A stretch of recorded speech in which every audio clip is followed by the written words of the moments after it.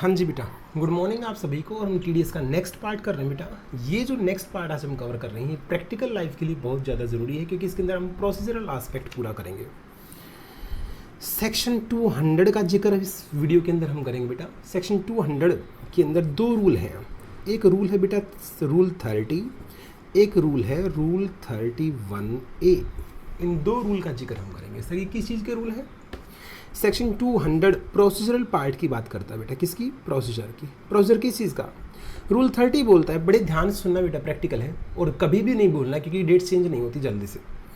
Rule 30 बोलता है आपको टैक्स कब तक काट लेना चाहिए और काट के कब तक आपको डिपॉजिट कराना है। अगर आपने टीडीएस काटा है, ध्यान सुनना बेटा, टीडीएस अगर आपने काटा है तो कब तक आपको डिपॉजिट करा देना है, ये बताएगा रूल 30। सर टीडीएस की रिटर्न भरी जाती है क्या? बेटा टीडीएस की रिटर्न जाती हैं, टीडीएस की रिटर्न जाती हैं। टीडीएस की रिटर्न आपको कब तक सबमिट कर देनी है, कब तक सबमिट कर देनी है, वो बताएगा रूल 31A। सर अगर हम टीडीएस टाइम से नहीं काटते, बड़े ध्यान सुनना बेटा, अगर हम टीडीएस नहीं काटते, नॉट डिडक्टेड, हमने टीडीएस काटा नहीं या टीडीएस काट के जमा नहीं कराया, डिडक्टेड काटा तो बट नॉट डिपॉजिटेड, या हमने डिपॉजिट नहीं करा है बेटा, दोनों केस में गवर्नमेंट के पास तो टैक्स गया ही नहीं। अब देखो आपने दो तरीके का अपराध किया है, गलती आपने दो टाइप की करी है। या तो आपने टीडीएस काटा ही नहीं, या फिर काट लिया पर जमा नहीं कराया। दोनों केस में गवर्नमेंट के पास पैसा नहीं पहुंचा है बेटा। जब आप इस टाइप की गलती करते हो तो आपके लिए एक नया नाम देती है गवर्नमेंट, उसको बोलते हैं बेटा एसएससी इन डिफॉल्ट। आप अच्छे एसएससी नहीं हैं, आप क्या हैं? Assessee in default. अब आपसे गवर्नमेंट अब बदला लेगी। क्या लेगी? जितना तुमने लेट काटा। अब एक होता है बेटा बिल्कुल ना काटना, बिल्कुल ना जमा कराना। कुछ लोग लेट लतीफ़ काम करते हैं, लेट काट के लेट जमा कराते हैं, इस टाइप से।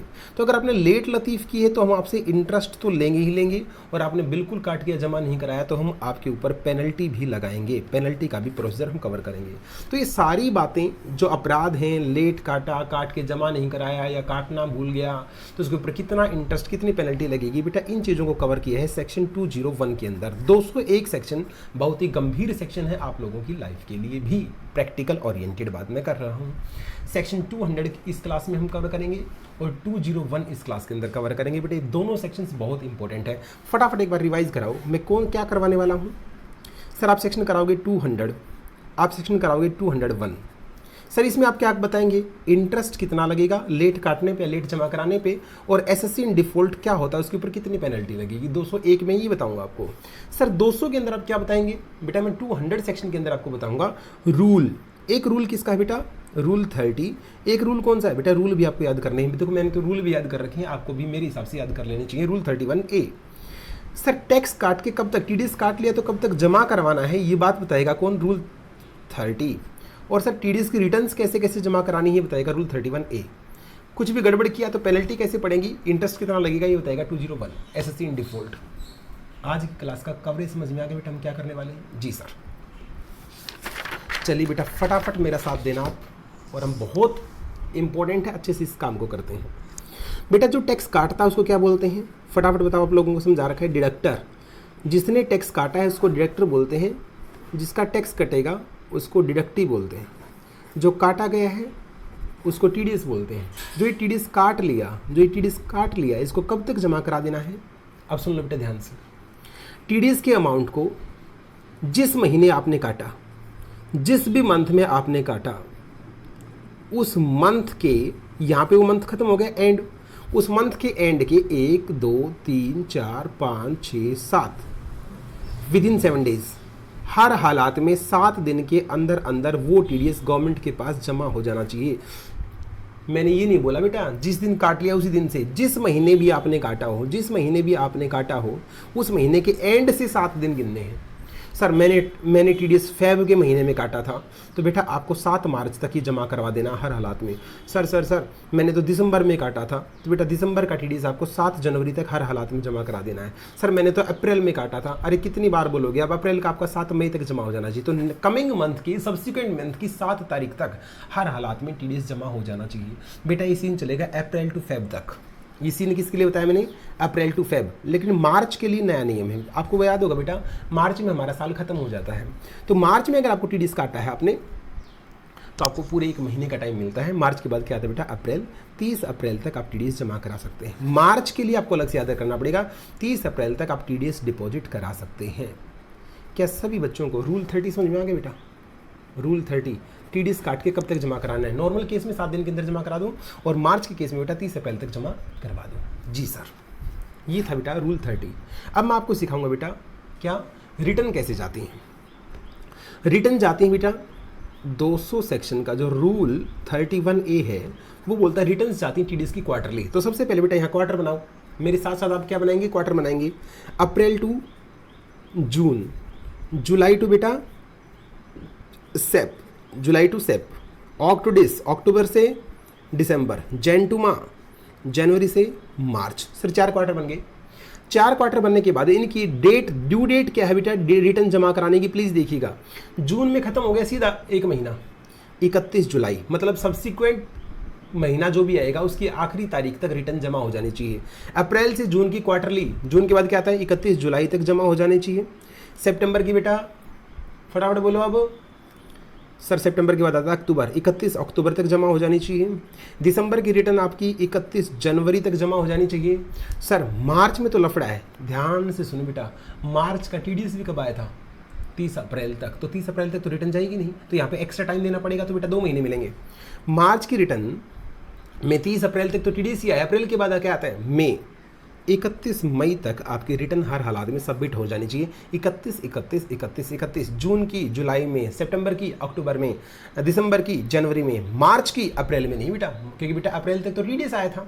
मार्च की मई तक आपकी ड्यू डेट है बेटा, जमा हो जानी चाहिए।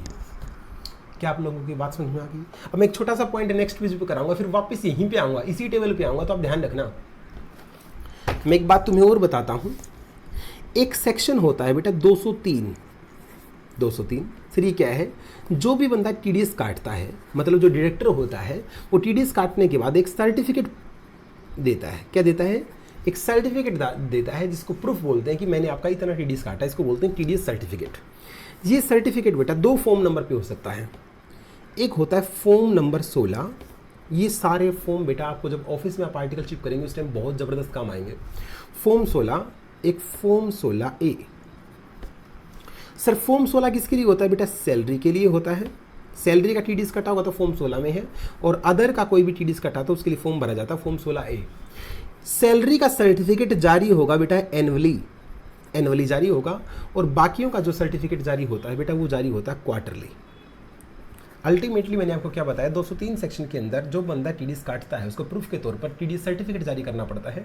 सैलरी का सर्टिफिकेट एनुअली जारी होता है, इसके अलावा जो भी टीडीएस होते हैं वो क्वार्टरली जारी होते हैं। कैसे होते हैं बेटा? क्वार्टरली। तो उसको क्वार्टरली सर्टिफिकेट देने का भी एक टाइम होता है। वो टाइम क्या है? वापिस इसी टेबल पे आओ। ये क्या है? रिटर्न भरने की ड्यू डेट। इसमें 15 दिन जोड़ दो बेटा, 15 दिन और 15 दिन। याद करने का सबसे आसान तरीका, एक ही टेबल के अंदर मैंने सब कुछ याद करा दिया। जुलाई के बाद बेटा क्या आएगा? अगस्त। 15 अगस्त तक आपका सर्टिफिकेट आपको जारी कर देना हर हालात में डायरेक्टरी को। अक्टूबर के बाद 15 नवंबर तक आपको, जनवरी के बाद 15 फेब तक आपको, और ये क्या था बेटा? मई था ना, तो मई के बाद क्या आता है? जून। 15 जून तक, मतलब जो भी आपकी रिटर्न की ड्यू डेट होती है बेटा उसमें 15 दिन प्लस कर देना। यहाँ तक आपको हर हालात में टीडीएस का सर्टिफिकेट जारी कर देना है। क्या आप लोगों को बेटा ये पूरी बात समझ में आ गई? इस वीडियो के अंदर मैंने बताया आपको tax section 200, rule 31A, tax deposit कब तक कर देना चाहिए, और टीडीएस की रिटर्न्स कैसे कैसे जमा करानी है, कब तक जमा करानी है। तो ये सारी बातें बेटा प्रैक्टिकली बहुत ज़बरदस्त थी, आप लोगों ने बड़े ध्यान से सुनी। इसी वीडियो के अंदर मैं एक सेक्शन आपको और करवा रहा हूँ। अब ये बताओ फटाफट, मैं इसी के अंदर कवर कराऊँ या नेक्स्ट में कवर कराऊँ? चलिए गाची इसी में कवर करवा देते हैं। सेक्शन 201, नाम क्या है? Assessee in default. इस बंदे ने गड़बड़ करी है ना बेटा, इसको क्या बोलेंगे? Assessee in default. अब बेटा देखो अपराध दो प्रकार के थे, आपको याद होगा मैंने अपराध दो प्रकार के बनाए थे, फटाफट बताओ बेटा कौन से थे। या तो आपने टीडीएस काटा नहीं या आपने काट के जमा नहीं कराया। सर लेट काटना या लेट जमा कराना भी तो ऑफेंस होता है, बिल्कुल। मैं अब यहाँ पे दो कैटेगरी बोलूँगा, आपने लेट काटा ही लेट है, या आपने काटा टाइम से है बट लेट डिपॉजिट कराया, डिले किया आपने, या तो आपने देरी से टीडीएस काटने में लेट कर दिया, जितने दिन के अंदर तुरंत काटना चाहिए था आपने लेट काटा, या आपने काट तो टाइम से लिया बट उसको लेट जमा करवाया, जमा करवाने में आपने देरी कर दी। एक बार सोच के बताना बेटा ज़्यादा गंभीर कौन सा है, सोचो। गवर्नमेंट कहती है टैक्स का पैसा कटने के बाद आप किसी भी हालात में अपने पास नहीं रख सकते। अगर आपने टाइम से टैक्स काट लिया था तो हमें जमा क्यों नहीं कराया, अब ये पैसा हमें इंटरेस्ट के साथ चाहिए। सर ये जो लेट काटा है गवर्नमेंट यहाँ भी इंटरेस्ट लगाती, क्या बोलती है, आपने पैसा टाइम से नहीं काटा, टाइम से नहीं काटने की वजह से हमारे पास पैसा लेट आएगा, इसलिए हमें इस पे भी क्या चाहिए, इंटरेस्ट चाहिए। पर यहाँ पे इंटरेस्ट बेटा 1% पर मंथ और पार्ट ऑफ द मंथ, पर यहाँ पे जो इंटरेस्ट रेट है वो 1.5%, 1/2 मतलब 1.5% पर मंथ। यहाँ पे पूरे साल की पड़ी 12% पर एनम और यहाँ पे बेटा 18% पर एनम, लेकिन हम इसको एनम के अकॉर्डिंग नहीं लगाएंगे बेटा, हमारी स्टडीमेट में दे रखी है कैसे, पर मंथ। तो यहाँ पे 1.5% पर मंथ है रेट और यहाँ पे 1% पर मंथ है। ऐसा क्यों किया गया बेटा, लेट काटने से बड़ा अपराध है लेट जमा करवाना, तो लेट जमा कराएंगे तो आपके ऊपर ब्याज लगेगा 1.5% पर मंथ और पार्ट ऑफ द मंथ। एक दिन भी अगर नेक्स्ट चढ़ गया तो उसको पूरा महीना मान लेना है। और लेट काटने पे बेटा 1% पर मंथ और पार्ट ऑफ द मंथ। जिस दिन से आपने, सर ये इंटरेस्ट कहाँ से कहाँ तक लगेगा, जब आपको काटना चाहिए था वहां से लेके जब तक आपने काटा, ये है बेटा लेट काटने के ऊपर टैक्स। कब काट लेना चाहिए था और आपने एक्चुअल में डिडक्ट कब किया, इस पीरियड के ऊपर इंटरेस्ट लगाना बेटा 1%। सर अब ये कैसे, जिस दिन आपने काटा था एक्चुअल डिडक्टेड जब आपने किया था और जब तक आप पे नहीं कर देते एक्चुअल पेमेंट, इस पीरियड का लगता है बेटा 1.5% per month of the part of the month. Section 201 फटाफट रिवाइज कराता हूँ बेटा, डेट याद, assessee in default.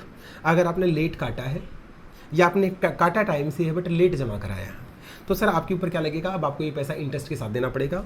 Interest late काटने पे 1% पर मंथ और पार्ट ऑफ द मंथ है और लेट जमा करवाने पे 1.5% पार्ट ऑफ द मंथ है। मैंने बिल्कुल हिंदी में आप लोगों को ईजी लैंग्वेज में सिखाया है। सर ये इंटरेस्ट कहाँ से कहाँ तक का लगेगा, जिस दिन काटना चाहिए था टैक्स डिडक्टेबल, जिस दिन काटना चाहिए था वहाँ से लेके जिस दिन काटा एक्चुअल में टैक्स से डिडक्टेड वहाँ तक 1% पर मंथ इंटरेस्ट गवर्नमेंट लेगी। सर ये लेट जमा करवाया तो जिस दिन काट लिया था और जब जमा करवाया वहाँ तक के सारे गैप के ऊपर कितना लगेगा बेटा, 1.5% पर मंथ और पार्ट ऑफ द मंथ क्या लग जाएगा, इंटरेस्ट लग जाएगा। जी सर।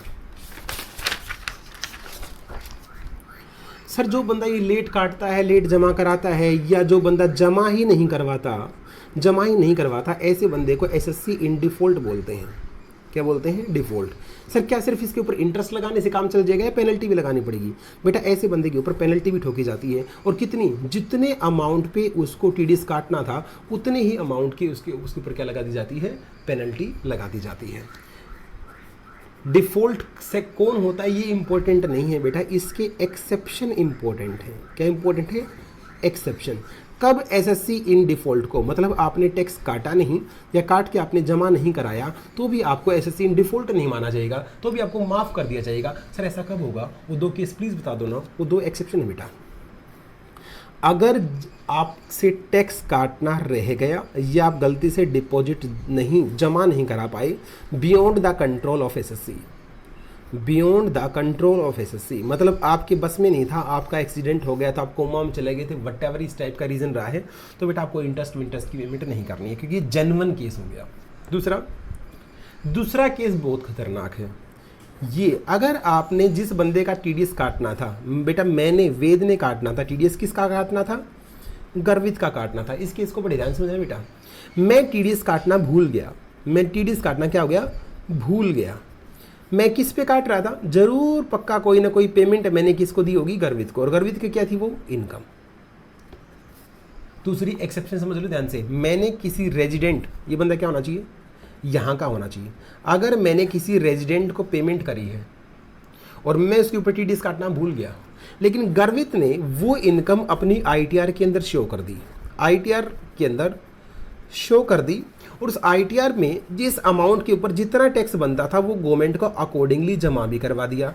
बेटा मैं भी तो क्या कर रहा था, मैं भी तो टैक्स काट के गवर्नमेंट को जमा ही तो करा रहा था। जो काम मैंने करना था वो ऑलरेडी गर्वित ने कर दिया, उसने वो इनकम अपनी आईटीआर के अंदर शो भी की, उसके ऊपर जितना टैक्स बनता था वो गवर्नमेंट को पे भी कर दिया। और मैं जो वेद सोनी, जिसको एसएससी इन डिफॉल्ट बोलना चाह रहे थे तुम, सीए से एक सर्टिफिकेट लेके, सीए से एक सर्टिफिकेट लेके इस बात का प्रूफ गवर्नमेंट के पास जमा करवा दूं, प्रूफ गवर्नमेंट के पास जमा करा दूं कि सर मेरे से भूल हो गई थी, लेकिन मेरा क्लाइंट इतना अच्छा था, उसने इस इनकम को शो भी किया है, उस जितना टैक्स बनता था गवर्नमेंट को जमा भी करा दिया है, और ये उसके सीए का मैं सर्टिफिकेट भी ले आया हूं सर, जो इस बात को प्रमाण करता है कि वो टैक्स जमा हो चुका है। अगर ये तीनों काम, तीनों कंडीशंस पूरी होती हैं तो उस केस में बेटा आपको एसएससी इन डिफॉल्ट नहीं माना जाता। बहुत खतरनाक एक्सेप्शन मैंने आप लोगों को कराई है। फटाफट बताओ, जो लोग टाइम से टैक्स नहीं काटते, जमा नहीं कराते, उनको क्या बोलते हैं? Assessee in default. Sir 2 case में एसएससी इन डिफॉल्ट नहीं माना जाता, फटाफट रिकॉल करो बेटा। कब? या तो जेन्युइन केस हो, मैंने बताया था beyond the control of SSC हो, या दूसरा केस क्या है, जिसको पेमेंट करी है वो रेजिडेंट होना चाहिए, क्योंकि बेटा नॉन रेजिडेंट होगा तो देश से पैसा बाहर चला जाता है, फिर पैसा वापस नहीं आता, तो वो बंदा क्या होना चाहिए? रेजिडेंट। उस रेजिडेंट ने उस अमाउंट को अपनी आईटीआर के अंदर शो भी किया हो, और उस पर जितना टैक्स बनता था वो गवर्नमेंट को जमा भी करा दिया हो, और इस चीज़ का प्रूफ सीए से लेके मैंने भी गवर्नमेंट के पास सबमिट कर दिया हो। अगर ये सारी कंडीशंस पूरी होती हैं तो मुझे एसएससी डिफॉल्ट नहीं बोला जाएगा। चलिएगा बेटा, बहुत ध्यान से इस वीडियो को 2 या 3 बार जरूर देखना, क्योंकि बेटा ये प्रैक्टिकली ऑफिस में जब काम करोगे सबसे ज़्यादा इंपॉर्टेंट थी। इसके अंदर सर्टिफिकेट कब देना है, रिटर्न्स कब जमा करानी है, टैक्स कब तक जमा करा देना है, नहीं करवाए तो इंटरेस्ट कितना लगेगा, एसएससी डिफॉल्ट क्या होता है, उसकी एक्सेप्शंस क्या होती है, तमाम चीज़ें हमने क्या करी हैं, समझी हैं। चलिए बेटा, मिलते हैं नेक्स्ट वीडियो के अंदर। नेक्स्ट वीडियो में हम मिसलेनियस सेक्शंस को कवर करेंगे, जो छोटे छोटे सेक्शन रहेंगे, और नेक्स्ट वीडियो में हमारा टीडीएस क्या हो जाएगा बेटा? ओवर।